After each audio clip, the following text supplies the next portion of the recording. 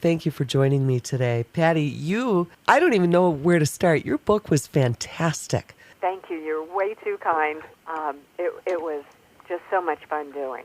So if you wouldn't mind giving me a little background on your career, on your path in life so far. I know you've been a model and you are an author. How did this all come to be? Well, you know what? I have to tell you, Kris, there's a plan for everything, I really believe.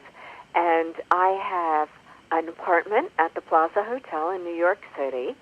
And 2007, business for, I think, the whole country just fell apart. There was nothing. Mm-hmm. And I'm a businesswoman, and there were no deals being made. Real estate, was going through the floor. And I get really antsy when I have nothing to do. Mm-hmm. So I started exploring the building I lived in. It was a 100-year-old building, and I found out there used to be a nightclub called the Persian Room in the Plaza Hotel. Mm-hmm. And I started asking people about it, and it sounded really cool, but I had never heard about it before, and a lot of people hadn't heard about it. And the more research I did, the more fascinated I was. So I started doing the research, like I said, and then I went to go a little bit further, and I hunted down people who were still with us who had performed there. Diane Carroll and Andy Williams and Patti Page and Leslie Gore. And I went directly to them and asked them what it was like. Mm-hmm. And so they just really started me on a path of archiving all these great stories about entertainment history. And that's all I am, is really an entertainment archivist. And I get these stories, do this history, and I decided to put the first one into a book form so that the next person that came along would have all this information. And it just keeps going. And Playboy swings, my gosh, what a wealth of available people to talk. I mean, I talked to Sonny Rollins and Al Jarreau and David Benoit, and I mean, just to name the tip of the iceberg. What I loved about when I was reading your book, and it brought me right there, and I felt like I was a part of history, and that's one of the things I loved about your book. You took artists and musicians and places and people that we've heard about, and you brought them to life, which I think is what any author worth her salt is going to do. And I was right there with you. I'm like, oh my gosh, this is so exciting. This is so fantastic. Oh, that's a huge compliment, Kris. Thank you so much. Now, after the Persian story, how was it that you jumped from that to Hugh Hefner? I had no idea that Hugh Hefner was such a lover of jazz. You hit it right on the head. You know, in writing about the Persian Room and this high-class nightclub, a lot of people kept mentioning the Playboy Club. I played there, and, then I played at the Playboy Club. Or, Liza Minnelli played at the Persian Room and the Playboy Club. Or, Leslie Gore, Jack Jones, all these people. And I, quite frankly, was too young to ever have really had that in my consciousness. Mm-hmm. But I kept hearing about it. And so I did, years of research, and found out that the Playboy clubs, or the Playboy organization, was the largest employer of entertainment in the country for almost 20 years. And that blew me away. Mm-hmm. I couldn't believe that. And I thought maybe my readers would be interested.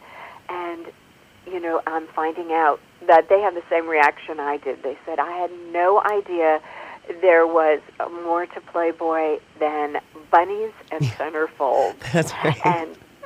And that Hugh Hefner was such a groundbreaker with civil rights. Mm-hmm. That was another big epiphany. So this image that everybody has of him, because he made that image famous with his silky, his like PJs, for lack of a better word, his lounge clothes. and he looked so suave and debonair. So I was also extremely surprised to find out he always felt he was kind of on the geeky side. I'm like, no, no. And so Yes, this magazine and the clubs, he was trying to develop something he wanted to be. exactly, exactly. And Playboy has always been about a lifestyle. It started out as this magazine, but it was never just one-dimensional. It was never just a men's magazine with pretty girls in it. Hef always was selling a lifestyle, that good living and fine food. And the magazine actually told you about, what books were popular and worth reading. And they had great authors. And he covered music. He covered jazz. He loved jazz. And from that first issue in 1953, with Marilyn Monroe on the cover, he could have, had a story about, gosh, any politician, any movie star, any sports figure, and yet he chose the Dorsey brothers to be the first article, included in that first magazine, which says a lot. Hef loved jazz, and he always incorporated it initially into the magazines, but then 5 years later, when he was looking for a way to celebrate 5-year anniversary, he wanted to throw a party and invite all the musicians he loved. And the list got so long, it turned from a party into this 3-day jazz festival. And, that was something that just kept going. And in 2015, we still have it, which is amazing. That is what, like you pointed out in the book, what he has done for music with all of his talent and his brilliance as a businessman, but what he did for music was that's what really intrigued me, because I work in the music business. So. And it's true. And he just played his passion. In high school, he wrote for the school paper, and he wrote about jazz. I mean, that was high school. He wrote under the name Hep Hef. Yes. Or Hip Hef. Yeah. And because he loves music, and he wrote about it in high school. And like you said, he was a little bit of a geek. And he had this magazine. He had a great idea. Not that there hadn't been men's magazines before, but he made it, gosh, if it's even possible. I mean, he made it a little bit wholesome, more the girl next door, and included things, like I just said, like great articles. You had people like Ian Fleming and Alex Haley and all these great people writing for the magazine. And the clubs came along, and it was just a heaven for a lot of entertainers, a lot of musicians, a lot of singers, a lot of comedians, and they had this circuit, and they could work for 40 weeks a year for the Playboy clubs and go around to all the different clubs and work at what they loved. And people started out there. I mentioned Al Jarreau before. Al Jarreau started out as part of a duo, Al and Julio.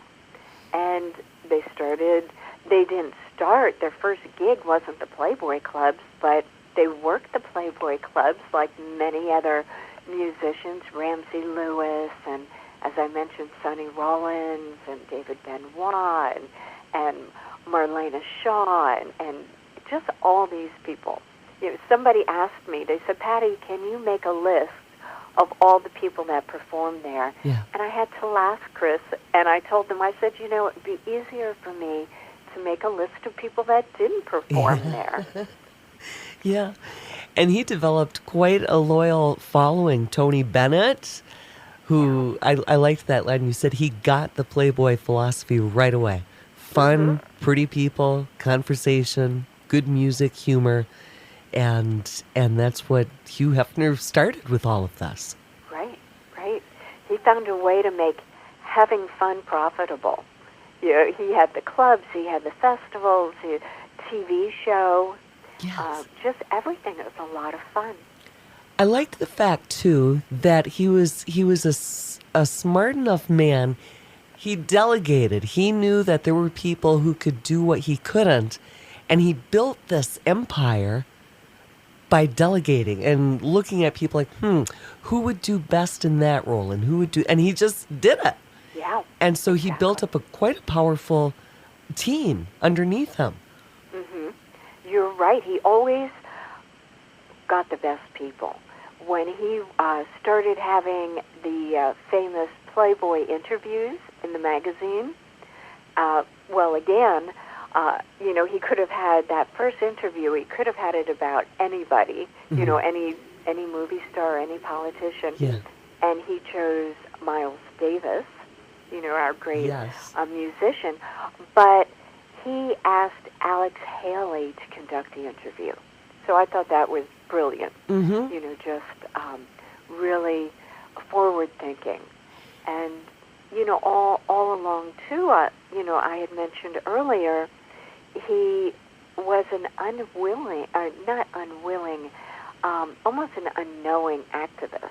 Mm-hmm. He believed in human rights, gay rights, women's rights, just human rights of all kinds. Yes. And, from the very first club in Chicago in 1960, he integrated the stages, and that caused a lot of backlash.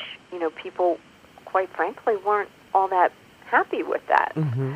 And the same with the Jazz Festival in 1959 and the TV shows in 1959. This is all pre-Civil Rights Act of 1964. Mm-hmm. We didn't have that Civil Rights Act until then. And with the TV show, he integrated it. He would have the great Nat King Cole come out and just sit with another guest, maybe a white woman, which did happen one night, and the audience went crazy. 1959, the South was not happy about that, No. and he lost sponsors and he lost networks, and it truly surprised him because he really just did what he thought was right. And like Dick Gregory said, Hess is truly colorblind. He didn't care if you were black, white, or purple, Yeah. only if you could sing a song, play an instrument, or tell a joke. Right. There was a sweetness with his innocence. So to me, he was kind of like a walking contradiction. He had this innocence, like, well, of course they're going to sit together. Of course we're going to do like this. Of course we're going to take care of our employees and treat the women with respect. And he was so far ahead, like you mentioned, so ahead of his times.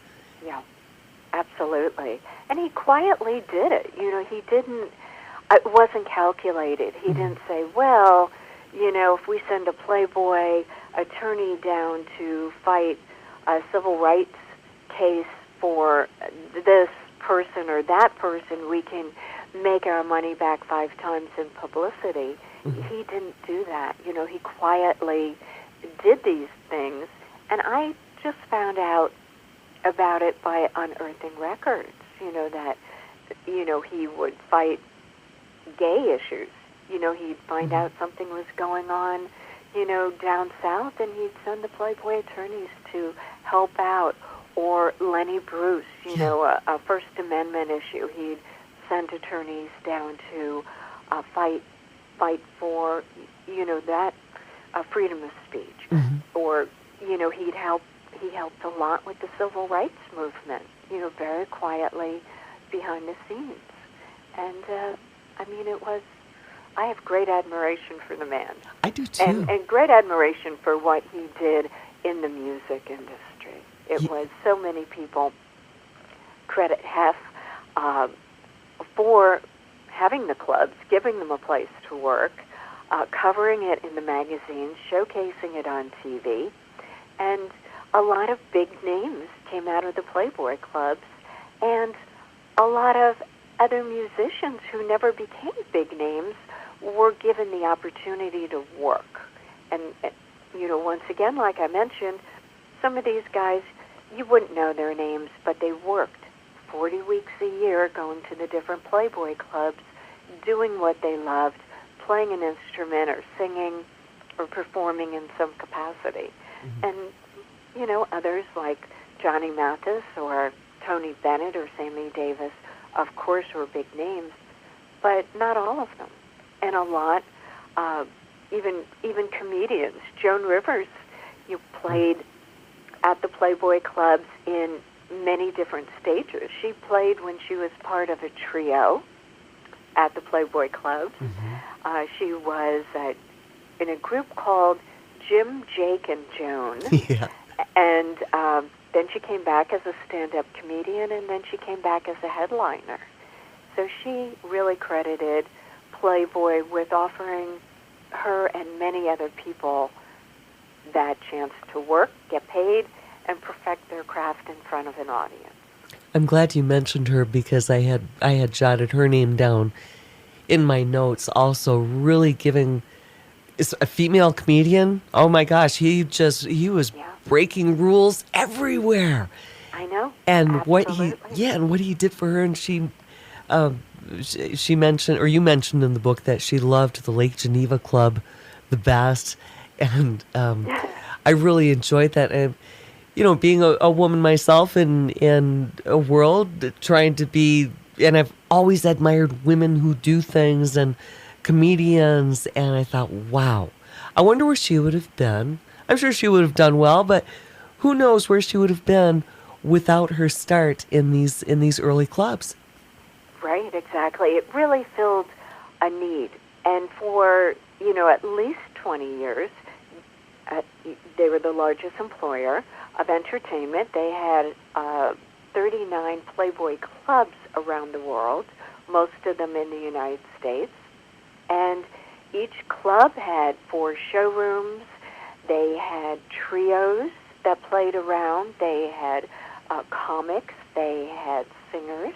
They had musicians. So every night there were a lot of people that were given the chance to work. Mm-hmm. And plus they were cool places to be. John Lennon, in the book, I tell people that the night of the Sullivan Show, where the Beatles had come over and their first performance in the U.S. on the Ed Sullivan Show, afterwards, John Lennon, he was asked, where would you like to go? New York is at your feet. We can go anywhere. And John said, you know what? My wife and I would love to go to the Playboy Club. Yeah. So that's where he spent, his groundbreaking night. He went to the New York Playboy Club with his then wife, Cynthia. Uh-huh. So it was really a cool happening place. Well, right. Do you think Hugh Hefner, because you've mentioned a couple of times that he quietly did what he did. He had his beliefs. He knew in his heart what the right thing to do for people was. Do you think he ever meant to have such an impact? And does he even realize the impact that he's had on music, on musicians, on performers, on basically a lot of underdogs as well? I think he does, because even at almost 90, he'll be 90 in April. Yeah. He stays in touch with people. He has a large circle of friends. Ray Anthony, the band leader, is constantly at the mansion. A lot of people come and go, and they're still in touch. So I think, he's aware of the impact that the Playboy clubs and festival made on people. He really can't help but be aware of it. Right. When you have people like Dick Gregory, the wonderful black comedian. Mm-hmm. He just received his star on the Hollywood Walk of Fame last year, and the first thing he said was, I credit Hugh Hefner for breaking the color barrier and helping me get this. Yes. All these years later, he still mentioned Hugh Hefner in the first line. Right. Patty, I love you mentioned that your experience prowling and then Playboy Mansion halls. And I just love how you phrase that. What exactly was that like for you when you were prowling in the hallways and just seeing where everything started? It was an honor for me, and I can't tell you how happy I was. About a year into writing the book, I received a phone call, and just picked up the phone, and this gentleman introduced himself. He said, I'm Steve Martinez, and Mr. Hefner asked me to call and offer the use of his personal archives to you. And I was speechless, Yes. because that is just like opening a vault. Mm-hmm. And it did take me a year, because you can't just call the Playboy organization, say I'm writing a book, and have them say, great, come on over. That happens on a daily basis, I was told, that somebody's writing an article or writing something, and, they really just want to come over and see what the mansion's like. So after a year, and they knew my reputation and knew my writing and had checked me out, they felt comfortable, and they opened the archive to me. Mm-hmm. And to answer your question, going to the mansion, it is beautiful. Mm-hmm. And I'm sure you've heard that it's for sale now. They've put it up for sale. But it's one of the most beautiful mansions, buildings, and it's a historic building. It has quite a pedigree. And to go in, there are original works of art, Picasso's on the wall. Hef really is a lover of beauty in all forms, the art form, music form, human form. So it was a treat to do that. And then to go into the archives was amazing. And I think, going back to one of your previous questions, even though Hef is a humble man, I think he always knew he would make an impact, because he saved everything possible from the time he was a child. He has cartoons that he drew in grade school, and photographs and letters that he wrote. So those archives had all of that. And of course, it was the later years that blew me away. Letters back and forth between him and Ian Fleming. Mm-hmm. Because in Playboy they ran, I think it was 7 of Ian Fleming's short stories before they were made into the James Bond movies that we all know and love. So it was after they ran in Playboy that Hollywood became interested, or I guess it was, London studios made them into the James Bond movies. And then to read the letters, just a friendship back and forth between him and Ian Fleming, it gave me goosebumps. Right. That is interesting that he saved everything. It's like maybe he had a premonition that he was going to change the world somehow. And he did. I think, it reminds me of Barbra Streisand a little bit. She knew from the time she was, old enough to walk, she controlled what photographs were taken of her, because she knew she was going to be famous, and didn't want a bad picture out there. Yeah. One of the things you mentioned, too, and it's Marilyn Monroe. Of course, she was on the first cover, and I was curious about this. He bought a plot next to her. Does he still have this? I mean, he just, yeah. Oh, my gosh. And I asked Hef, and I really never got a straight answer, if he really intended, now that he's married again, to be buried there, or if he might have modified his plan. But he still does have it. He, like many people of that generation, just was in love with Marilyn Monroe. He thought she was beautiful and sexy, and profiled her quite a few times at different points in his magazine. Patty, what are some of your personal favorites? And I know that it might even be a ridiculous question because you have had a chance to meet some truly interesting people in your research and then having everything opened up to you. But what are some of your personal favorite stories in putting together this book, Playboy Swings? Maybe a few or one or two. I know, crazy question, but I'm curious. Kris, you're asking me to pick among the kids. I know. Which is your favorite child? Right. You know, they were all wonderful, but I loved spending time with Lainey Kazan. And she was such a big part of Playboy. She ran one of the rooms in California. Yes. And it's really too big a story to go into, but I do devote a whole chapter to her in my book, and just so many adventures, adventures with the mob, and a very young David Benoit starting out playing in the club, and Trini Lopez, and just, a myriad of wonderful stories and accomplishments, and the fact that Lainey was a woman, a strong woman, and I loved Lainey's stories, but also Al Jarreau. Who doesn't love hearing how people started out?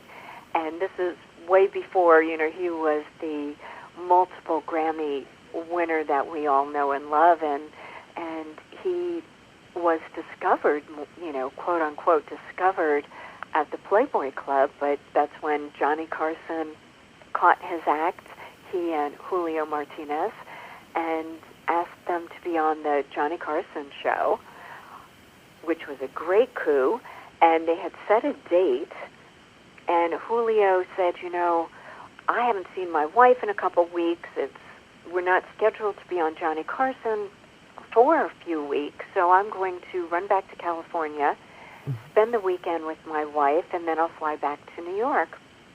And that's what he did. He flew to California, and Johnny Carson had an opening, so they called their agent like that morning and said, you know what, we have an opening, we want you and Julio tonight. And Julio was in California, so Al Jarreau had to go on Johnny Carson alone, and the rest is history. Right. It was really unfortunate for Julio because he watched it on TV. Yes. But they're still friends today, great friends today.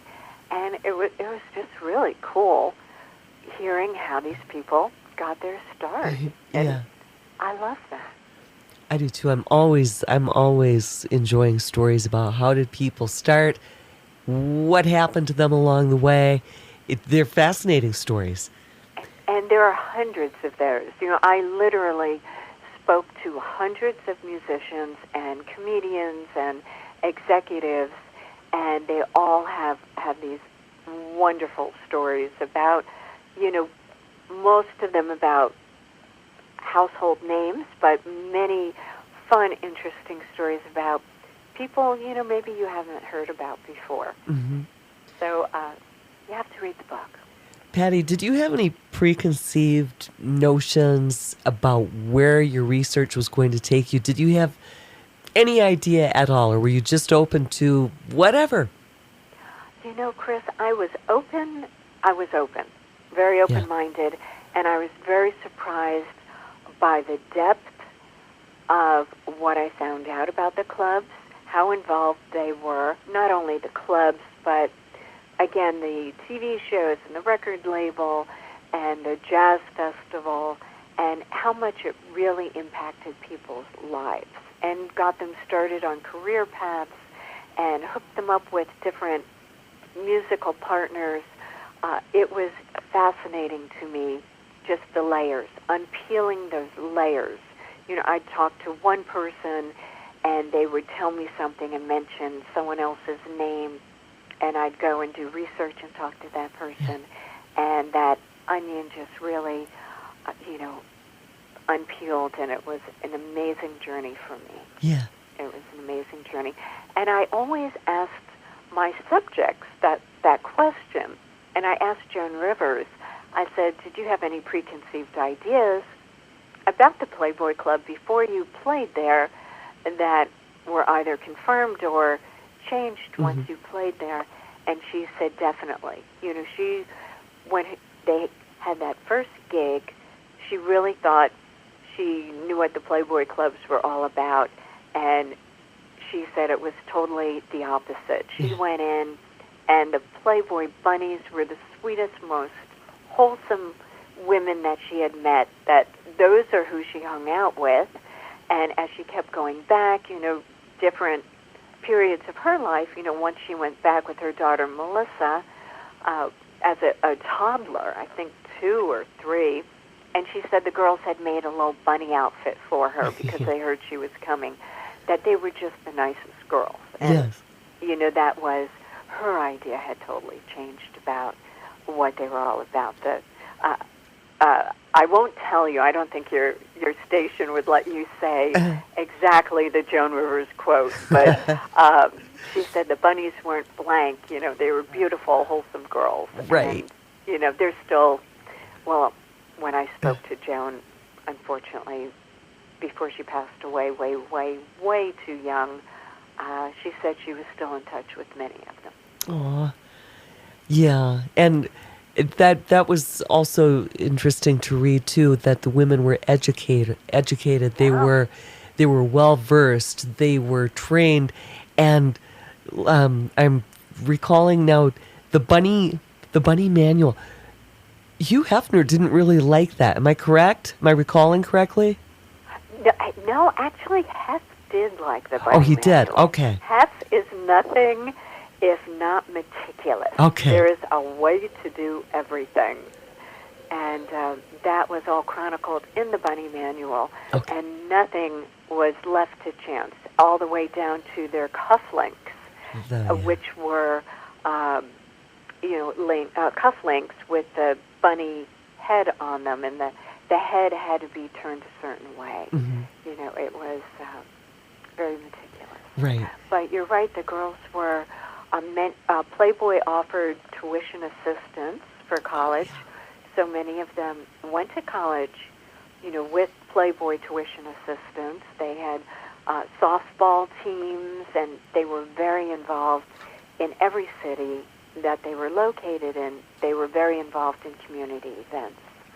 So they were very much a part of the community. Right.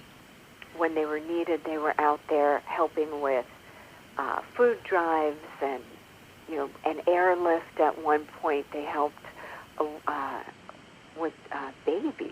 I think it was an airlift out of Vietnam. Oh my gosh. Sent his jet, and most people don't know this, but they had called and asked him for help, and as many people have commented on Hef's generosity, he went over and above what anybody had anticipated, and he said you can use the Playboy jet, and the Playboy bunnies went to help, and it was, again, a very quiet event. I think there was a little bit of publicity, but it wasn't like Playboy used it to maximize, how great we are, look what we do. Right. Patty, what would you like people to come away with after they read your book, which I highly recommend, Playboy Swings, Patty Farmer? What would you like the reader to come away with the most? It was fascinating all the way around. Oh, thank you, Kris. I would be very happy if my readers just came away with an appreciation of what Playboy and Hugh Hefner did to advance mainly jazz, but the art form of entertainment. Yeah. They were very, very instrumental, and I hope that I can maybe help people think, I know I'll never change their minds as to the first thing they think of when they think of Playboy, but maybe music will be the second thing. Yeah. Well, you accomplished that with me. I read the book. I was thoroughly enthralled, couldn't put it down, and that's what I came away with. So job well done. Any plans for a follow-up book? I'm not done with Playboy yet. Yeah. There's still so much going on there. Yeah. The comedians were a whole nother, another little class unto themselves. Yes. Well, I will definitely look forward to future books. I highly recommend this book. Fantastic job, and thank you for putting this all together. I mean, without people like you, the rest of us would be left in the dark. So you've done a great service in a most entertaining way. Thank you so much, Kris, for your interest, and I had a ball chatting this morning. Yes. Thank you. Yes, I did too. And I hope to speak with you again. Yes, please stay in touch. Yes, will do. Thank you. We have been speaking with Patty Farmer, author of Playboy Swings. This is 97.7 The Wolf.